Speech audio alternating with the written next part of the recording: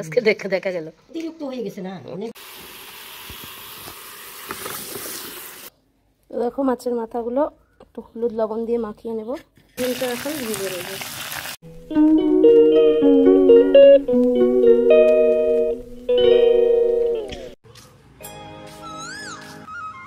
শুভ সকাল বন্ধুরা, সকলকে জানাই আমার পরিবারের নতুন ভিডিওতে অনেক অনেক ওয়েলকাম।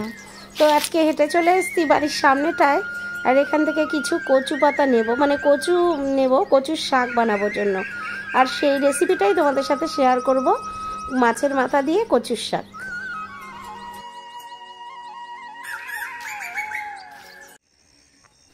তো এখান থেকে কয়েকটা কচুর কচি পাতা কেটে নেব, ডগা পাতা সহ। সেটাই কিন্তু আজকে মাছের মাথা দিয়ে ভিডিওটা শেয়ার করব। এর আগের দিন ছোলা দিয়ে নিরামিষ কচুর শাক শেয়ার করেছিলাম, আজকে কিন্তু মাছের মাথা দিয়ে ভিডিওটা তোমাদের সামনে শেয়ার করব। অবশ্যই ভালো লাগবে ভিডিওটা। একা হাতে ভিডিও করা, তো তুলে নিয়ে আমি বাড়ি যাচ্ছি, এরপরে তোমাদের সোজা কাটা দেখাচ্ছি। তো এখানে আমি বর্মাকে বসিয়ে দিয়েছি কচুর শাকগুলো কাটার জন্য। তো বর্মা দেখো সুন্দর করে কচুর শাক কাটছে।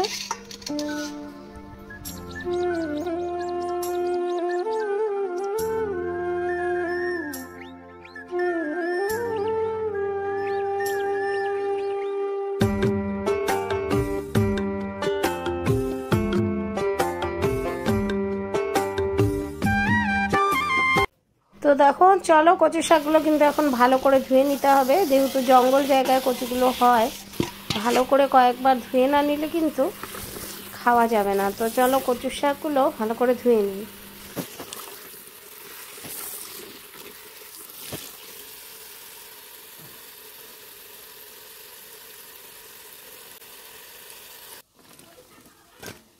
হাত দিব না।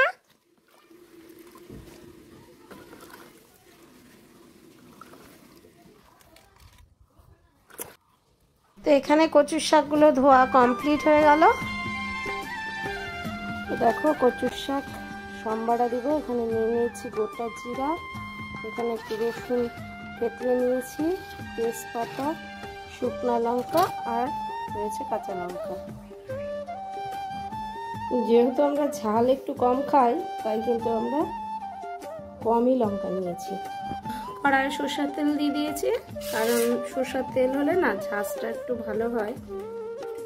আর কচুর শাকটা যেহেতু একটু গলা ধরে অনেক সময়, তার জন্য সরষের তেলটাই ঠিক আছে। তো দেখো দিয়ে দিলাম শুকনো লঙ্কা, স্টিমটা হালকা করে দেব। দিয়ে দিলাম কাঁচা লঙ্কা,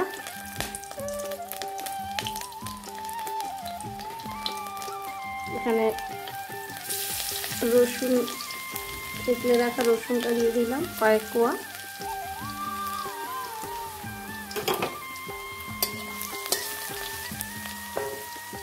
সম্বারাটা ভালো দিলে না গলাটা কিন্তু অনেক সময় ধরে না, যদিও এখনকার কচু ধরবে না।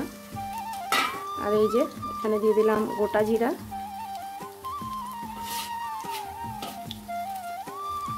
জিরাটা আমি পরে দিই, দিয়ে লাল করে ভেজে নিই, নাহলে কিন্তু পুড়ে যায়। আর এখানে দিয়ে দিলাম গোটা দুটো তেজপাতা।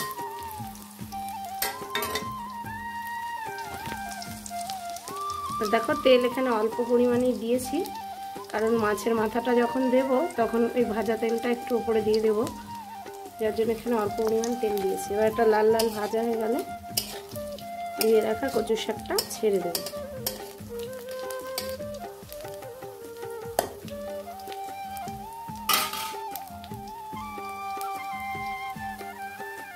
তো দেখো অনেকটা কিন্তু লাল লাল হয়ে এসছে। আর এই দেখো কচুর শাক, এটা এখন ছেড়ে দেব।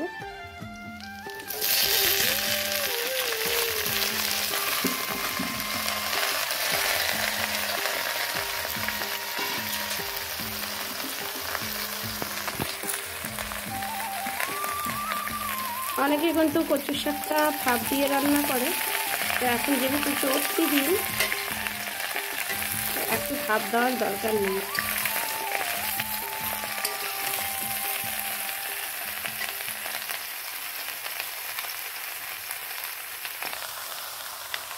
1 চামচের মতো হলুদ দিয়ে দিলাম।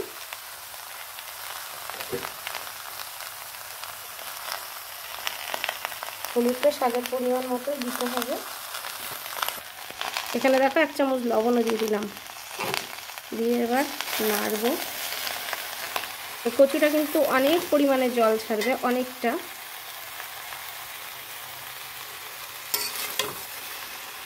পরিমাণে জল ছাড়বে।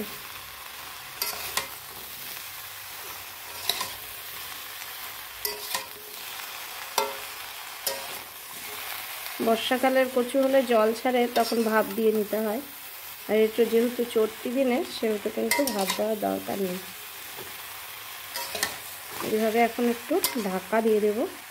কিছুক্ষণ পরে কিন্তু কচুটা অনেকটা কমে গিয়ে সিদ্ধ হতে থাকবে। চলো মোটামুটি একটা আঁচ দিয়ে ঢাকা দিয়ে দেই, বেশি আঁচ দিলে আবার লেগে যাবে। এখানে একটা ঢাকা দিয়ে দিলাম। আঁচটা দেখো এরকম থাকলো। তো এই যে মাছগুলো এখানে দিয়ে রেখেছি, এখন মাছগুলো ধুবো। তো মাথাটা দেখেছো কত বড় মাথা, তো এই মাথাটা দুটো রয়েছে। মাছের মাথায় কিন্তু অনেকটা ওজন চলে যায়। তো দেখো দুটো মাথা, তো আমি এখন ভালো করে ধুয়ে নেব এবং এটা ভেজে নেব।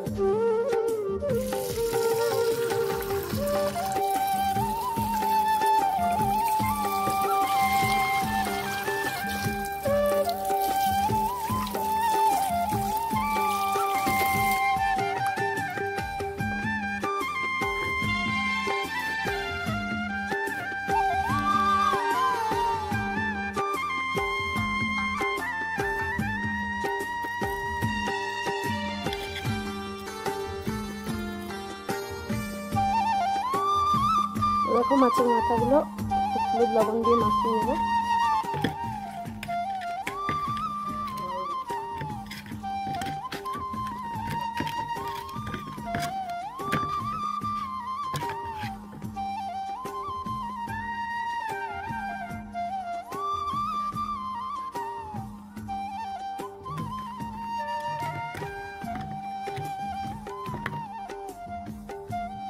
এবার ঢাকাটা খুলে দেখি।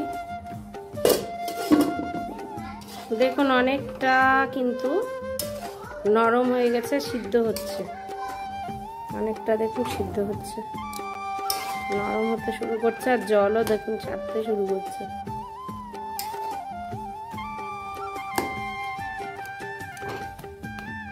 এইভাবে খুন্তি দিয়ে দিয়ে একটু করে মুচিয়ে দিলে আরো তাড়াতাড়ি মুচে যাবে। দেখুন 1 কড়াই কচুর শাক কমে কতটুকু হয়ে গেছে।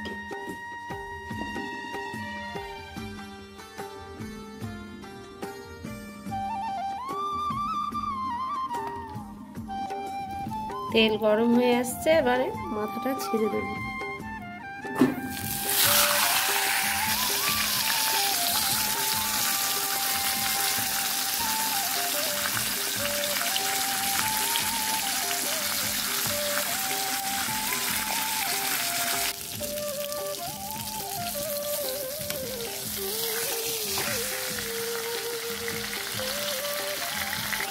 দেখো মাছের 1 পিঠ ভাজা হয়ে গেছে, আর অপর পিঠটা কিন্তু এখন ভেজে নেব।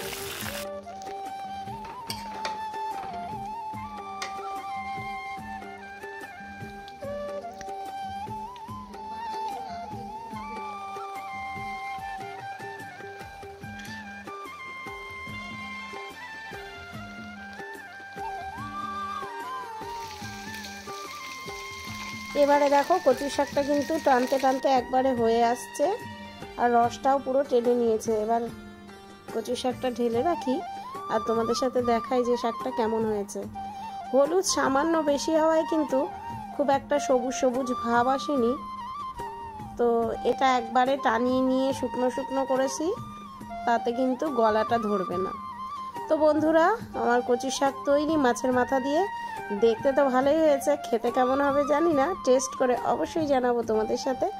আর তোমরাও বলো ভিডিওটি কেমন লেগেছে। তো বন্ধুরা, আবার কালকে আসবো অন্য নতুন ভিডিও নিয়ে। পাশে থেকো, কমেন্ট করো। আজকে আসছি, টাটা।